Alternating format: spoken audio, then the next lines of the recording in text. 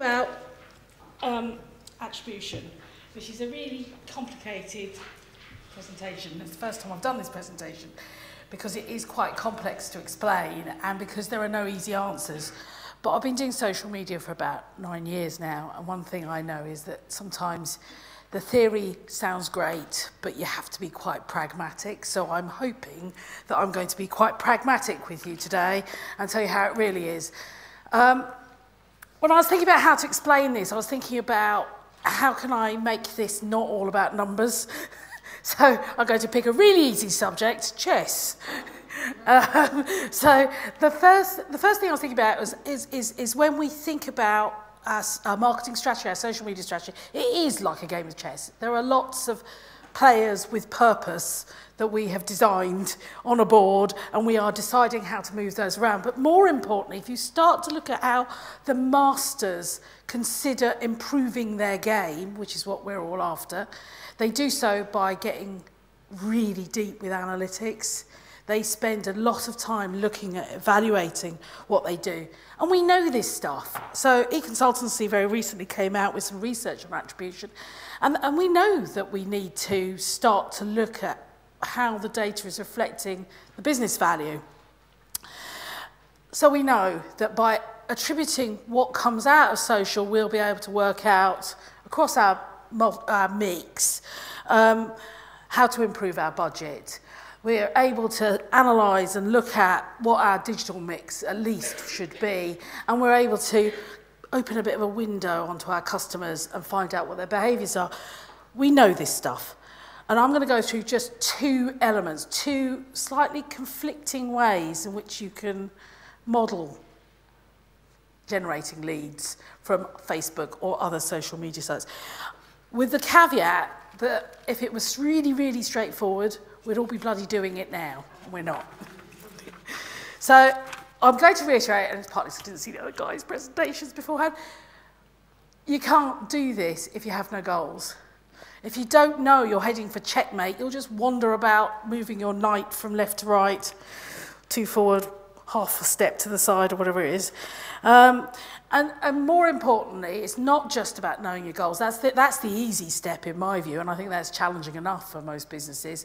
The really difficult thing is planning the bugger. And, you know, the bottom line is that most of us have quite complicated social media programs running now. So we're not just on one platform, we're on several platforms. And then there's offline and online, and everything seems to integrate. And I always think social media is terrifically leaky and gets into all the little spaces in between. So how on earth do you measure it if you don't plan to measure it? And again and again, I see really big mistakes where a program or a campaign has been running and then they try and measure it afterwards. And it is just, you can't turn it around. It's just such a complicated process if you try and do it beforehand. So the caveat to this is you have to plan your measurement in detail. And another kind of saying, if you've heard me speak before, is that social media, everybody thinks it's really sexy. I can tell you social media after 9 years is spreadsheets. Anybody who works for me knows how to use an Excel spreadsheet. And literally, that is how you're planning it. Let me explain. Who here uses short links? So Bitly links, Google links, yes. So actually, most people in social media will use a short link of some sort. So whether it's Bitly, Google URL, or you can use a paid-for service like Awesome. So very, very simple, very straightforward, easy to use. You attribute your post to a link, and then you can tell how many people have come, and some of them have deeper analytics, but even Bitly that's free will give you some base-level stuff, some quite interesting stuff. All of them have a little bit, they can be a bit squiffy, but they tell you the direct action, the result. Nice, straightforward stuff. I put up a post, I've had 50 people visit my site. Great. But they have a few hiccupy problems with them. They're last touch attribution. They don't tell you anything else that's happened. They only work if you have a link in your post. Not every post you might put up or every tweet you might put out has a link in it. You don't know what that's dealing with. Another problem for most of these shorteners is the spammers and the hackers and the weirdos and creeps out there seem to use them quite a lot, so there's a bit of a trust issue there. So, but more importantly, there's another issue, and when you start to use these services, you realise that yes, I know how many people I sent to my page in which you can buy a t-shirt, but I don't know how many people bought that t-shirt. I can't follow that process through without some jiggery pokery at the back end with my web analytics. Facebook have gone one step further and very recently launched this thing called conversion pixels. Does anybody know what I'm talking about when I talk about conversion pixels? It's a really simple process, and in fact, the web and digital people in the room would probably have a better idea of what I'm talking about. But basically, if you run advertising on Facebook now, you can click a little tick box and it will come up with some code for you. And that code you take away and you put on your website pages. And it's hidden, and your customer can't see it. And it's just like it's in the background. And you can do it visually as well. And so nobody can see it, but it tags everything back. And it's kind of cute, this. It's actually a step in the right direction, because you can now make it go to the thank you page. So you can say how much my traffic went to buy the t-shirt, how many people went through to the basket, how many people, as you go to the pages, you can now look at conversion metrics in a bit more detail. What's really nice about Facebook is because they know their customers, the users, they can also track across devices, which is quite unusual. So they can tell if you've jumped from, your iPad or a tablet to a mobile phone and then onto a PC to make the final payment. That you can follow them across. And the data coming out of here is quite interesting. Only applies to advertising, although I have to read this out because it's not natural for me to say it. The Democratic Governors Association in America have used it to track mailing groups, to mailing sign-ups. And they've reduced their cost by 85% as a consequence of that. So you don't have to do it all the way to sale. So the beauty, and again, eConsultancy does some research, and you can see how many people are using this last click, the last attribution, is it's pretty simple and straightforward. It's not overly difficult to do, but it doesn't really tell you very much. It tells you last click. It doesn't tell you content or time unless you start to document all of this. It doesn't say, this picture outperformed that video. You have to do all of that stuff manually. Those spreadsheets come back to mind at that point. So, and a lot of our ways of marketing have relied on this last click. So performance marketing, such as SEO, affiliate marketing, direct response display, have always relied on this last click model. And it assumes that there's only a single touch point with your customer. So they only come to that Facebook post and then they go and buy, that there's no other touch point. And it only looks at the bottom part of the sales funnel, that last bit before somebody does something. It doesn't look at anything else. So that has some inherent problems. So we don't call it Black Friday. We just call it just another day in the week. But in America, they call it Black Friday, which is the Friday, isn't it? The Friday. She says, looking desperately at America after Thanksgiving, which most people tend to take off, and it becomes a big sort of pre-Christmas selling day. And IBM did some research, followed, I think, by Adobe, who did some very similar research, showing exactly the same sort of data sets, which is that online sales increased over the previous year by 20.7%. Also showed that mobile sales increased 16%, so we've got real rise. Showed that social media sales, those sales attributed to Facebook and Twitter and Pinterest, etc., dropped 35% and made less than 0.34%.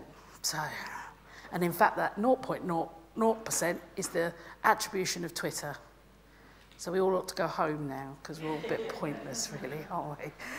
Except that, you look at certain other points of data, we see that people like Fab attributed 25% of their sales over that long weekend to social media. 65% to Facebook, 20% to Pinterest, 5% to Twitter. I memorised that this morning on the train. What's really interesting, Jimmy Choo, for instance, can show that Twitter resulted in a 33% increase in sales directly. And in the Philippines, Kraft saw Toblerone sales increase by 132% just through social media. So hold on a minute. That kind of changes things a bit. So what's going on? I was going to swear there, but I won't. So the real thing is, nobody wins a chess game with a bishop on their own, do they? That you don't plan to win if you play. God, I hope somebody plays chess in this room, but dreadful analogy if you don't.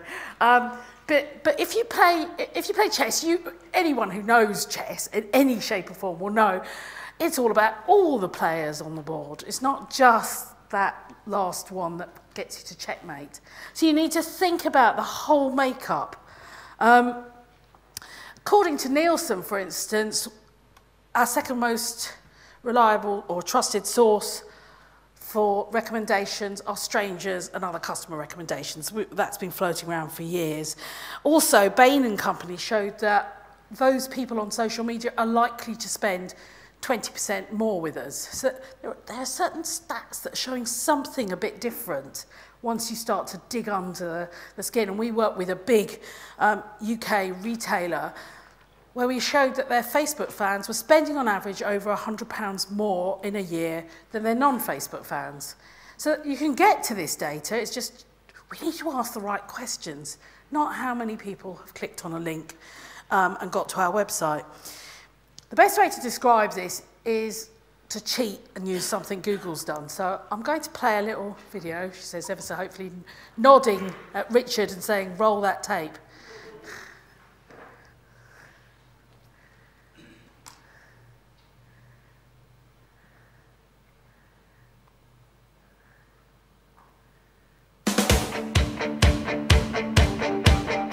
Marketers have been using a three-step mental model of marketing for a long time. Stimulus, like developing a TV ad. Shelf, focusing on point of sale, which has historically been called the first moment of truth. And experience, people take the product home and experience it. They could have a good experience or a bad experience, and they share it. This is the second moment of truth. If marketers spend time on these three steps, they should succeed, right?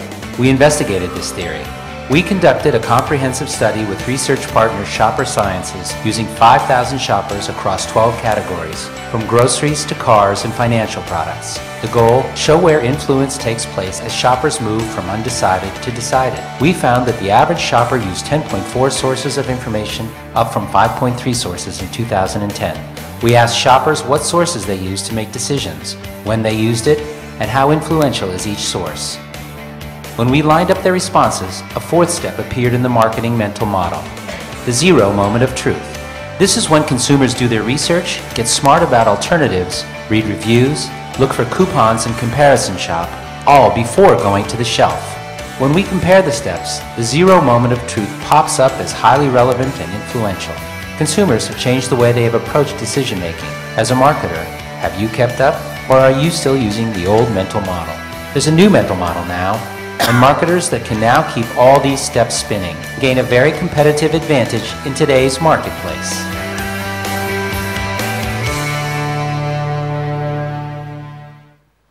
So, zero moment of truth, or ZMOT, is that consideration phase. McKinsey back in 2010 suggested that this phase had bloated and got bigger. And what we're seeing is that social is playing in the whole sort of purchase pathway, not just at one particular end level, which is the final right to buy.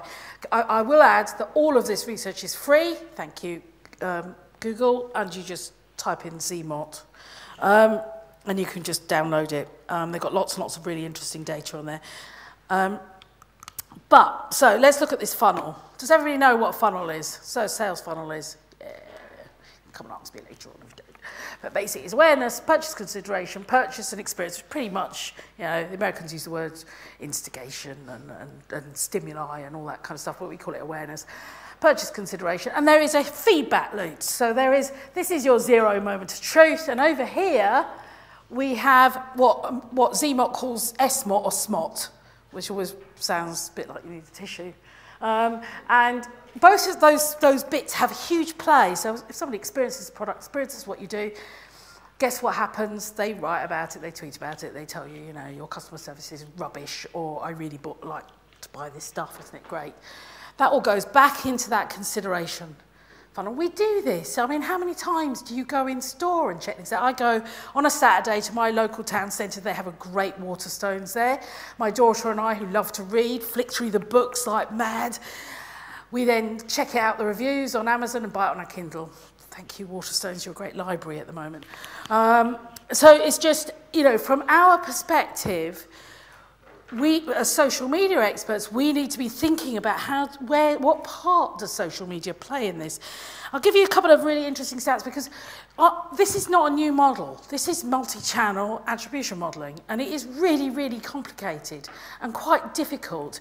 And in fact, according to eConsultancy again, 83% of those doing attribution modeling have only been doing it for 2 years. And something like 28% of them have only been doing it for 6 months. So it's still new, and everything is trying to catch up with it. But Adobe came out with some really interesting insights. So they looked at 1.7 billion conversations taking place out there. And they looked not at last click, but at first click. And they said, okay, we're looking at 225 US companies. Let's have a look at what we think the monetary value is that sits behind this. So how much of this is converting to sale. And what they showed was that first click, on average, they got $1.13 for every visitor. Last click was 60 cents. So it kind of shows you where social is playing a bigger part. But they missed the big bit in the middle, which is the bit where we start to consider what we're doing. So, yes, right, attribution modeling. It's really difficult. I'll make no bones about it. Most of our technologies don't sit together. Working out whether footfall in a store can be relevant to what you're doing in Facebook is really complicated. I would suggest, she says pressing the wrong thing, that you simplify some of it to start with. The problem is that when you start to look at these models, you think, oh, that's really great, that we should be doing that, and it will take you about 10 years to implement it because you have to change all your systems and do everything. I think you can be much more pragmatic about it. And as I said right at the beginning, I like to be quite practical about it. Let's see if we can make some ways and learn along the way. So just taking the straightforward funnel from what are we doing to what do we think is happening, from anecdotal, so marrying a bit of anecdotal evidence with what the outcomes might be, alongside some data. So here we work with a number of retailers, which it's, to be frank, it's easier if you're an online retailer to start to follow some of this data, just in the initial sense. And these are actual benchmark stats, it's blended rates, so I can't obviously give you individual clients' data, but I've blended them together to give you an idea that across 6 retailers, I can show you that initiator, the awareness, that part of that sales conversion is roughly at 30% from social media, 60% contribution, in other words, people discussing it, and conversion is around 10%. Shows a completely different kind of shape to what we think we're doing. It also shows that there's potentially some interaction between what we do in social media and all the other marketing things that we do. And really good attribution modeling will take into account the whole of your marketing mix, because you may find that social media, being so leaky, sits around your TV campaign or your display advertising campaign. It can sit around a number of different things. But there's another little fly in the ointment, I'm afraid. And that is that we don't buy in this beautiful linear way, this funnel. We don't do this. I'm going to give you an example, which is the example of me. Okay, PC girl all her life. Well, most of my life, because I'm quite old, so we didn't have PCs when I was quite young. So most of my life, a PC, but I'm quite into my photography, and my PC eventually went kaput and gave up, and I had to buy a new computer, and it was like, do I buy a Dell XPS or do I go for it and buy an iMac? You know, I've never been terrifically fond of Macs. I mean, for a start, the close down button's on the wrong side for me. I work on PCs at work. You know, it was just, I was really nervous. So what's the first thing I do? I Google it first. So are they the same spec? Then I go to my network, and you can see me in my anxiety asking all my mates, should I make the switch to Mac? Shall I do this? Lots and lots of advice. I then go in store to go and see and interrogate this quite fine-looking young man. I then speak to someone offshore for Dell who was it was a 3-minute conversation, I need say no more. I then go to a series of blogs to look at reviews. Then, that's my husband. I then went, can I spend all this money on an iMac? It's so expensive. And then I went back to Facebook for secondary. Guess what I did right at the very end? I typed in Apple UK, bought it online. What does Apple think? Bought it from Google. Last click. No, I didn't. No, I didn't. All that persuasion, all that reason for me buying came from all these different steps. And that's really what we're trying to do. And what makes that complicated is I bet other people's steps are not the same. And what you're really trying to do, and just a little step away, the real value from our perspective is, yes, it's great to be able to show an ROI, show attribution to results and money, which you can do, a bit easier on B2B, but you can do. But actually, what's really useful is understanding the different customer journeys that your customers take and understanding where their trigger points are for purchase, so how you move them round this funnel, or what steps they tend to take. And it's going to matter a great deal more because search and social are, bedfellows now, without a shadow of a doubt. But if this takes off, which is Facebook graph search, then we're suddenly going to see everybody accessing SMOT. I can't believe I said that out loud. But anyway. So they're getting more and more accessible. It's easier, and Bing is coming back because of this into the play. So suddenly we're being able to see those recommendations. How quickly can we pick up our tablet and smartphone in store and look at what people are saying? So, yum. So, well, I'm going to tell you about all the other things that don't work, though. It's not really a very exact science, attribution modeling, not yet, because it's really complicated. But more importantly, sometimes your assumptions can be wrong, predominantly because data can conflict. And so you often find there's things that don't quite match up. And you think, well, I don't know why that's happening, because you're not measuring something you should be measuring. And the other element is that you can run a campaign and think, that's great, that really worked. And then you run it again, it doesn't work. And it's like, why? Because there's so many factors.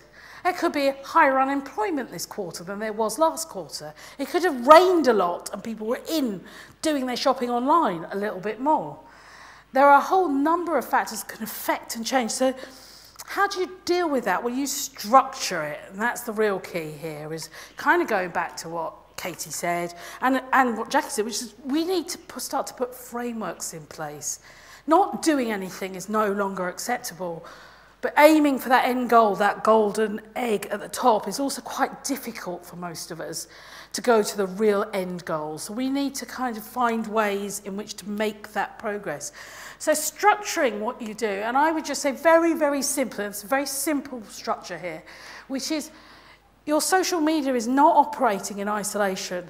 So you don't just measure social media. There are lots of things you can measure. In fact, we once counted the KPIs, it was about 9 months ago, and there are 246, that's how many we counted on a spreadsheet, metrics that I sound like a real weirdo, don't I? But you also need to look at conversion metrics, so traffic, correlation, which I'll talk about in a second, store uplift, search, impact on search, brand health, so brand equity statements, value statements, and start to measure right across, because you're trying to find where those points sit together. And then you need to set rules and values. So how are you going to share this data out?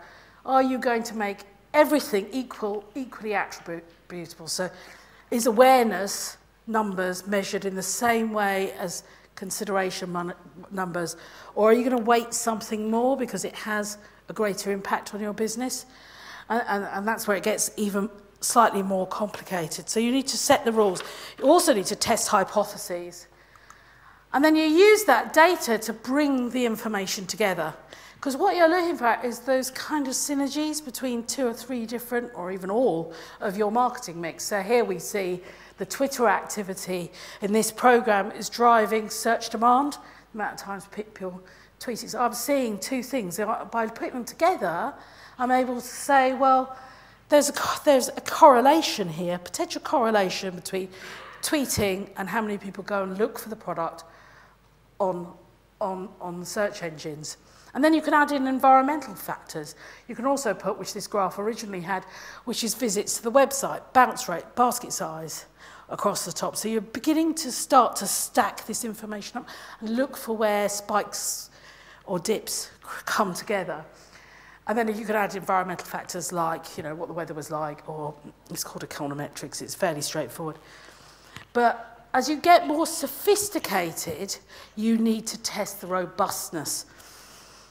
So how much is social media actually contributing to business value, whatever that value might be? It might be lead generation, increasing basket size, or whatever it is, whatever your thing is, your end game is. And that's done by multivariate testing, something that anyone who's a digital marketer in the room would be quite used to. And that means you need to start to set control samples and then move against and say, how does this really move the goalpost, or is this just the way it is? This is just normal. It doesn't matter. We can tweet anything and we get the same result. But if we tweet these kind of posts that are about this kind of campaign or this kind of product, or we only Facebook at 10 a.m. in the morning, it has a significant difference in the value that it delivers us. And that kind of level of testing is where you need to get to. And you think it's very easy for me to say, well, we're doing it. We're doing that to the point where we're doing it so that each of our clients will have very, very different spreadsheets with the kind of data on that will tell us what's the best time to post, what content works better, what links work better, what style of post. Is it a question? Is it a discussion? Is it just a, here, look at my stuff kind of post? What works best? And this is a slightly different diagram from Luke's, but it's equally as busy. There are loads of tools out there. There are just hundreds of them. Some of them are not very expensive, some of them are very expensive. Some of them are really brilliantly sophisticated and are enterprise-wide, and some of them are specifically focused on social media. I'll put the link in there so you can go and have a look at that blog as well, because it's really, really worth having a look at somebody who's living and breathing some of these tools. So, you know, when I wrote this presentation, I was hoping to be able to come up with some really simple solutions for you guys so that you actually tried doing it. But I'd still, even with all these challenges that there are with attribution modeling, I think you still need to do it. You need to know those things right at the beginning that I showed you, which is, what is this work that we're doing? What is this investment really delivering? And if you rely on last click, it will tell you to go away and leave social media alone. So you need to look at the wider model. But it does have some real challenges. You know, very few organisations are actually able to marry offline and online activity. It's tempting to overcredit channels, and that usually is either an emotional response or a political response. So, you know, if you're investing most of your budget in email marketing, your temptation is to overcredit that channel and say, oh, that's just doing so much better. And you could skew the figures quite easily. It takes quite a lot of self-discipline to go, well, that doesn't work. And remember, not one size fits all. I don't think we've done one single measurement program that is exactly the same as the last one we did. So we have a number of clients. It would be really scary to do the same thing. But there's one piece of advice, and I would say don't give up. You have to strive for perfection. I sound slightly Borg, but you have to strive for perfection. Nobody else got that joke. It depends how Star Trek-y you are. And remember, it's all about the combination. But there's one piece of advice I adore, and if you quite like knowing more about analytics but would like to understand it from somebody who speaks in human language, then I suggest you read Occam's Razor, written by Avinash Kaushik. He's also got a great book. It's kind of written in human language rather than geeky language. But he is so right. In everything that I have done, I would say 1/10 of your spend should be on the tool, and 90% of your spend should be on the brains that go behind social media, because you need to think it through. You need people who can say, well, that doesn't kind of fit. Why doesn't it fit? Or we're analysing this, but we really should be analysing that. And it is a real call for us to look at more analytics professionals or business analytics professionals and people who are not frightened of the numbers. That's us. Thank you very much.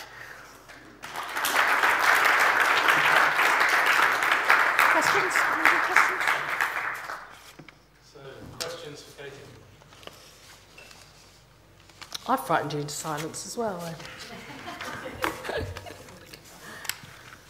Thank you.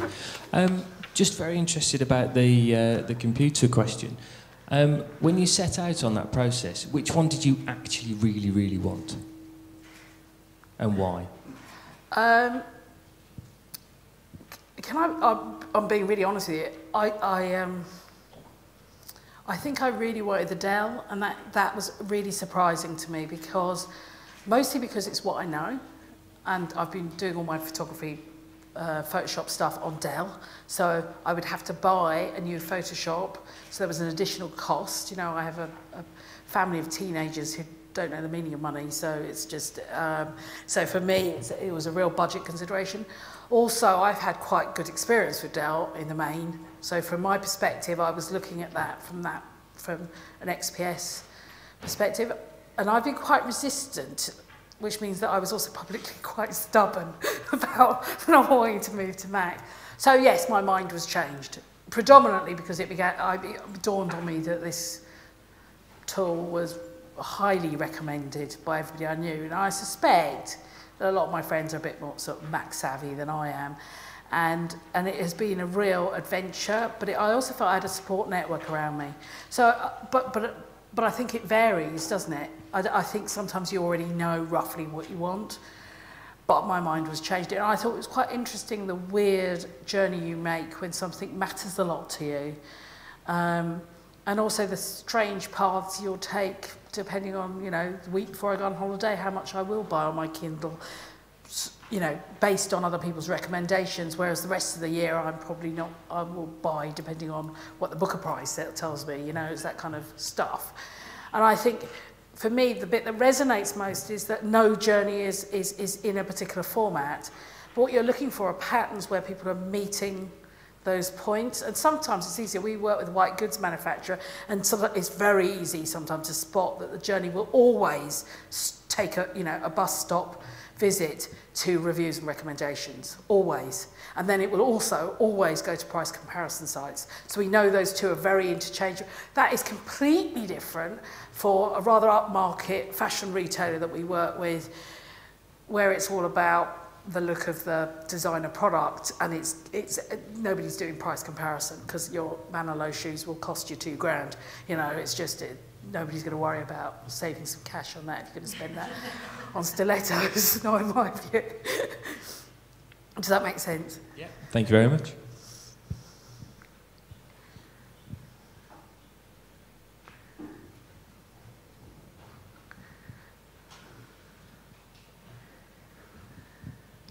Katy, thank you. That was really excellent, and really appreciated that. We're doing a ton of work now looking at the linkage between earned media, driving acquisition or driving sales, and that's a fascinating area for us. I'm really interested in your perspective on actually who do you think is doing this type of attribution work well, and why? That's a great question, actually. And I can only look at it from our client base. I would say, first and foremost, B2B companies are spot on, and that's because they're quite used to being, first of all, they have a shorter path usually, and usually fairly clear pathway to sale. It's not messed up by lots of other TV advertising and other stuff. It's fairly clear, and there are usually a smaller set of elements to the marketing mix. So I'd say they do it better, and also they're prepared to invest in the things that a lot of what we're having to do is a workaround. There isn't an easy one-stop tool that you just sort of plug in and it gives you all the answers. You know, sort of one big brain that does it all. So things, for instance, the idea that you've got, which is to set up capture pages, means that we're looking at landing pages. So one of our B2B clients, we have over 50 landing pages on purpose, which sounds, you know, they're all templated, but each of them will have slightly different models to them. So it might be that you can download a white paper, but next to it is a video. You might be able to download the same white paper, but next to it is a slide share or a graph, or, you know, and we're testing. So, and as we're doing it, we're refining and refining and refining. And, you know, we see incredible differences. I mean, just forget even the landing pages. a simple mechanic, or particularly in B2B, like adding what people are clicking through to from that bit.ly link, you know, video, slideshare, etc., increases click-through rates by about somewhere between 30 and 40%. You know, but nobody knows that until you measure it, track it, see what's happening, and optimize it out the other end. So they're probably the first and foremost. The second are probably retailers that are online, so e-tailers. Because, again, it's much easier to track, and you can dovetail straight into their analytics package, whether it's Google Analytics or Core Metrics or whatever they call themselves these days. It becomes much easier to plug the two things together. It is way more problematic when we work with some of our FMCG brands, at which point they don't even measure in that detail. They'll tend to measure on brand equity points. So we're reliant on a Norwood Brown survey every 6 months, whatever it is that comes at the other end. And then we can't separate what we've done unless we are the only channel in operation, which we've been on a couple of times. I worked with Sony Europe, we've been a single channel only activation, and then we're able to show the results and the definitive ROI off the back of it. But that doesn't happen very often, does it? I mean, that's once or twice in 10 years, you know. It just doesn't happen very often. So it is much more difficult. My view is that that isn't a reason to give up, and that you should keep trying different ways, and we should be pushing our clients into doing that, because not only do you uncover the bits that prove the value to your brand, but on the flip side, you make your community management and the work you're doing better by optimizing. So there's kind of two real values in that. I just like the detail. I can't help myself. That's it. Three more? I want coffee. More coffee, okay, we have a break. Well, thank you very much. Thank you.